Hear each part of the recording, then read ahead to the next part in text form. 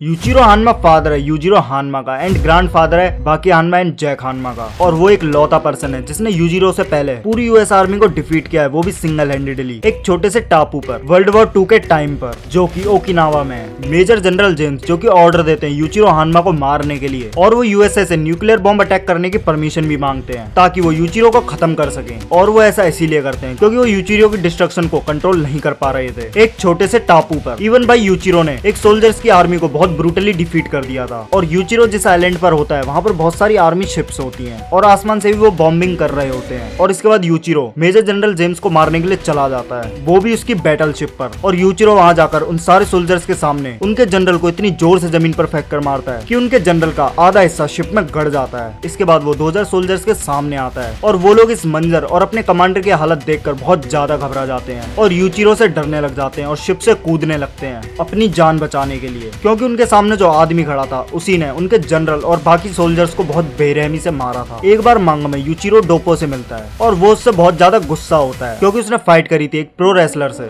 जिसका नाम था रिकी गोजान, और जिससे यूचिरो जानबूझकर हार जाता है। लेकिन डोपो ये बात नहीं जानता था कि उसने ये फाइट सिर्फ पैसे कमाने के लिए करी थी। और डोपो ये जानता था कि यूचिरो इतनी पावर रखता है कि वो उस फाइटर के करे गए सारे अटैक्स को इजीली डॉज कर सके। और वो ये भी जानता था कि यूचिरो इन अटैक्स इसीलिए डॉज नहीं कर रहा था क्योंकि वो इन अटैक्स को डॉज करने लायक समझता ही नहीं था। एंड डोपो ये भी कहता है कि तुमने प्रो रेसलर के सामने जानबूझकर हार कर जापानीज मार्शल आर्ट्स की इज्जत को खराब किया है। और ये सब सुनने के बाद भी यूचिरो बहुत ज्यादा खुश होता है क्योंकि कोई तो था जिसने उसकी रियल कैपेबिलिटीज को पहचाना। जिसके बाद वो डोपो के कपड़ों को पकड़ लेता है, लेकिन डोपो अपने कपड़े छुड़ाकर उल्टा यूचिरो के जो पर एक किक मारता है। फिर वो कहता है कि मैं रिकी गोजान से मिलकर उसको जरूर हराऊंगा। और इतना कहने के बाद डोपो वहाँ से चला जाता है। यूचिरो को हमने बाकी एंड यूजिरो की फाइट के बीच में देखा था जहाँ पर वो एज अ स्प्लिट शो हुआ था। वो बस फाइट के खत्म होने से कुछ टाइम पहले ही दिखता है ताकि वो अपने ग्रैंडसन बाकी को चेयर कर सके। और इवन वो अपने बेटे यूजिरो हानमा को भी कहता है कि तुम्हें एक बच्चे को हराने में इतना ज्यादा स्ट्रगल करने पड़ रहा है जो उससे उम्र में आधा है। और ब्रो सोचने वाली बात ये है कि यूजिरो के वहाँ होने से यूजिरो ही नहीं डर रहा था बल्कि पिकल भी उसकी प्रेजेंस को फील कर पा रहा था। और वो बिल्कुल शॉक हो जाता है इसको फील करने के बाद। और जो ट्रू डेप्थ है यूजिरो हानमा के उन्हें आज तक कोई नहीं जानता। और जो भी यूजिरो के सामने आया आज तक उनका कहना सिर्फ यही है कि वो कोई इंसान नहीं है बल्कि एक डेविल है, जो कि हमने देखा भी है जैसे कि उसने पूरी यूएस आर्मी को सिंगल हैंडेडली डिफीट कर दिया था, जो फीट सिर्फ उसके बेटे यूजिरो हानमा ने अचीव किए हैं। और ये बात भी कोई नहीं जानता कि यूजिरो क्या यूचिरो से ज्यादा स्ट्रॉन्ग है, क्योंकि इसका कोई भी एविडेंस किसी के पास नहीं है कि पास्ट में यूचिरो एंड यूजिरो की फाइट हुई भी थी या नहीं। क्योंकि यार यूजिरो बहुत छोटा था जब यूचिरो की डेथ हो गई थी और यूचिरो ने सिर्फ अपनी एक टेक्निक से 2000 यूएस सोल्जर्स को बैटलशिप नोवा पर हराया था। और कई लोगों का मानना है कि इस टेक्निक का जो नाम है वो है ड्रेस। इस टेक्निक में यूजर अपने अपोनेंट को ननचक की तरह घुमाता है जिससे उसके आसपास एक ड्रेस की इमेज बन जाती है। और यूचिरो इतनी पावर से अपने ओपोनेंट को जमीन पर हिट करता है कि उसकी इंस्टेंट डेथ हो जाती है। लाइक वो मेजर जनरल जेम्स को